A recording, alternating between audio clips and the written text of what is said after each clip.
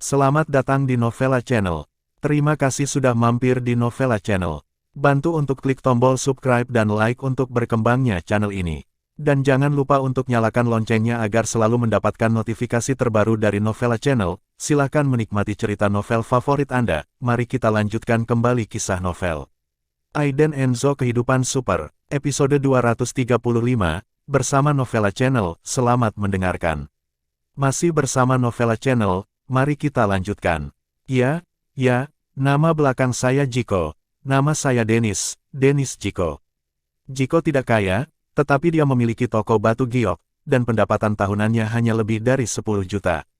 Dennis Jiko jatuh cinta pada Mianri Ziso pada pandangan pertama, dan buru-buru menyatakan kelebihannya, terlihat sangat bangga.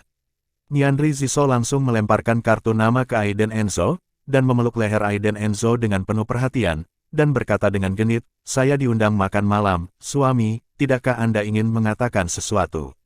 Aiden Enzo awalnya duduk dengan nyaman, tetapi sekarang, memutar kepalanya, dia bertemu dengan mata berkedip Mianri Ziso. Trik macam apa yang ingin dimainkan gadis kecil ini? Ketika Dennis Jiko melihat pemandangan ini, dia merasa seseorang telah menusuk dadanya, dan dia meledak dalam kemarahan. Mengapa wanita cantik selalu cocok dengan pria jelek? Sial! Apa yang salah dengan dunia ini? Jika orang lain mengetahui pikiran batin Dennis Jiko saat ini, mereka akan terkejut. Lagi pula, Aiden Enzo juga pria yang tampan. Dennis Jiko ini terlihat seperti babi. Dennis Jiko memelototi Aiden Enzo dengan ganas, menarik tinjunya, lalu mengeluarkan 200 yuan dari sakunya, melemparkannya ke depan Aiden Enzo dengan sangat tidak sopan, dan berkata, "Saudaraku, serahkan tempat dudukmu, 200 yuan, kamu pergi." Mata Dennis Jiko penuh dengan penghinaan, dan dia memeluk wanita di sampingnya dengan sikap yang sangat arogan. Di matanya, untuk 200 yuan untuk membeli posisi outfield, orang biasa seperti Aiden Enzo pasti sangat senang. Lagi pula, orang-orang di lapisan masyarakat bawah ini berpenghasilan kurang dari 200 yuan sehari. Belum lagi, mereka tertindas oleh harga rumah dan tidak bisa berdiri. Kesedihan masyarakat kelas bawah. Aiden Enzo pada awalnya tidak peduli, tetapi ketika pihak lain mengeluarkan 200 yuan untuk mempermalukannya, Aiden Enzo menjadi marah dan ekspresinya berubah. "Mengapa? 200 yuan terlalu sedikit. Baik, saya akan menambahkan 200 lagi." Melihat Aiden Enzo tidak bergerak, Dennis Jiko mengeluarkan 200 yuan lagi dari dompetnya dan melemparkannya ke Aiden Enzo. Sangat sombong dan sombong, dia sama sekali tidak menganggap serius Aiden Enzo. Bahkan turis lain di sekitar mau tidak mau berbicara setelah melihat pemandangan ini. "Lihat, sangat memalukan. Aku dipermalukan oleh seseorang yang membeli posisi dengan uang. Haha, tadi aku melihat dua orang ini di pintu. Mereka sedang mengantri bersama kami." Gadis kecil itu mengatakan bahwa pacarnya memiliki 10 miliar. "Apakah kamu percaya?" Salah satu pria mengejek, menyilangkan kakinya, dan menatap Aiden Enzo dan Mianri Ziso yang duduk secara berdampingan. Apa, hanya bajingan seperti dia, yang bahkan tidak berani mengatakan sepatah kata pun setelah dilempar ke muka dengan uang, dan memiliki 10 miliar. Tapi di sini, Aiden Enzo mengerutkan kening, rasa dingin di wajahnya terlihat jelas, dia mengangkat alisnya, melirik Dennis Jiko, dan berkata dengan tidak senang, "Apakah kamu ingin mengubah posisi? Saya tidak bisa mendapatkan begitu banyak dalam sehari, jadi kamu cepat-cepat mengambil uang itu dan keluar." Dennis Jiko marah, dan dia secara alami belak-belakan ketika berbicara. Sekarang dia tidak sabar untuk menelan Aiden Enzo hidup-hidup. Pengecut, mengapa dia harus memiliki gadis kecil yang imut seperti Mianri Ziso? Buang-buang uang. Ekspresi Aiden Enzo menjadi gelap, dan dia tiba-tiba bangkit, menyebabkan Dennis Jiko mundur 2 langkah karena ketakutan. Bangun tiba-tiba ini benar-benar membuat Dennis Jiko ketakutan hingga berkeringat dingin. Dennis Jiko sangat kesal, dia sebenarnya takut. "Temanku, jangan salahkan aku karena tidak mengingatkanmu. Aku tidak suka menimbulkan masalah. Kami menempati kursi ini lebih dulu.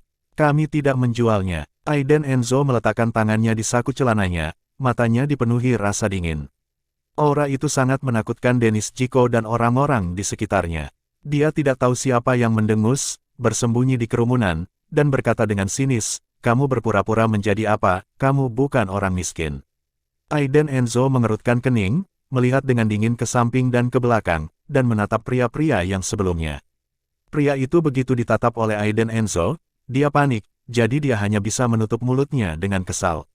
Dennis Jiko kesal, dia ditakuti oleh pihak lain, baru saja akan memarahinya, dua penjaga keamanan datang dan bertanya, ada apa? Dennis Jiko segera berkata, anak ini menyebabkan masalah, cepatlah keluar. Kedua satpam itu memandang Aiden Enzo dengan tidak ramah, dan Mianri Zisou, yang sedang duduk dengan tenang di sampingnya, dan berkata, Tuan, silakan duduk, pelelangan akan segera dimulai. Lanjut satpam itu berkata kepada Dennis Jiko, Tuan ini, tolong cari tempat duduk. Dennis Jiko sangat marah sekarang, dan ingin mengatakan sesuatu, tetapi dia menahan diri. Lagi pula, dia tidak berani bertindak liar di wilayah aula keluarga Vince. Tuan Vince adalah orang yang kejam.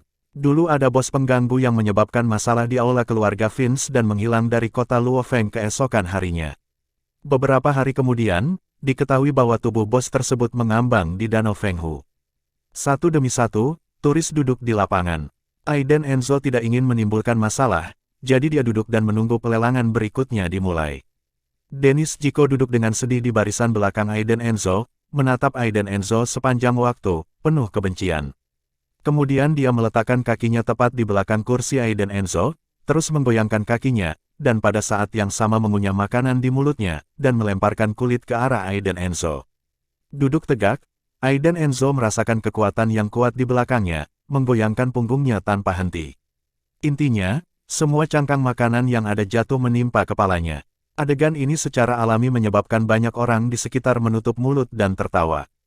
Aiden Enzo tidak menahan diri, dan tiba-tiba berdiri, menatap Dennis Jiko di belakangnya dengan mata terbelalak, memperingatkan, jangan mendorong terlalu keras. Dennis Jiko tidak takut pada sesuatu, dan menjawab, kenapa, kamu bisa memukuliku sampai mati di sini, nak? Bahkan tidak melihat batas di sini. Aula keluarga Vince, pertempuran dilarang. Jika kamu punya nyali, datang dan pukul aku. Wajah Dennis Jiko penuh kesombongan, dia sengaja memprovokasi Aiden Enzo.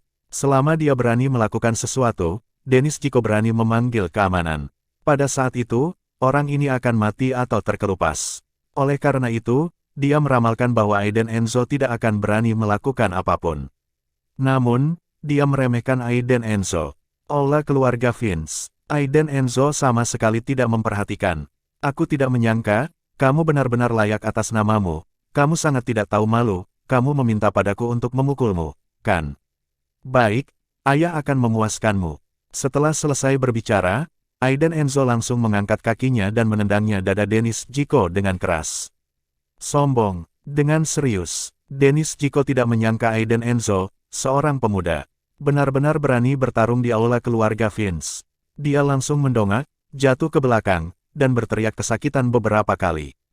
Baik, tendangan yang bagus. Saudara Enzo, kamu sangat galak. Mianri Zisou hanya menyaksikan kegembiraan dan tidak berpikir itu masalah besar, jadi dia bertepuk tangan. Dan di sini, wanita di sebelah Dennis Jiko begitu sibuk sehingga dia menarik Dennis Jiko dan berteriak pada Aiden Enzo, mengapa kamu memukuli seseorang? Saya ingin memanggil satpam, kamu sudah mati. Kamu terlalu sombong untuk memukuli orang di aula keluarga Vince, dan tidak menghormati keluarga Vince di kota Luofeng. Dennis Jiko juga bangkit dari tanah saat ini, menggosok perutnya, wajahnya penuh dengan duka. Namun, dia diam-diam disegarkan. Hahaha, anak nakal, kamu sudah mati. Benar saja, gerakan di sini kembali menarik perhatian kedua satpam, mereka berjalan mendekat dengan wajah dingin dan memarahi, apa yang terjadi? Kalian berdua lagi, terima kasih sudah mampir di Novella Channel. Bantu untuk klik tombol subscribe dan like-nya untuk berkembangnya channel ini. Novella Channel akan memberikan lebih banyak lagi cerita novel yang lainnya dalam versi audio.